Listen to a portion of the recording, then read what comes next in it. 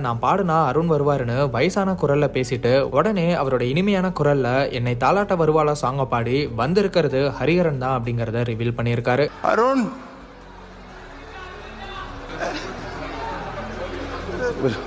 நான் പാടിനാലേ അരുൺ വരും ഇവിടെ. നിങ്ങൾ പാടി അരുൺ വരും, ഉറപ്പാണോ? என்னை தாராட்ட வருவாளோ, நெஞ்சில் பூ மஞ்சம் தருவாளோ.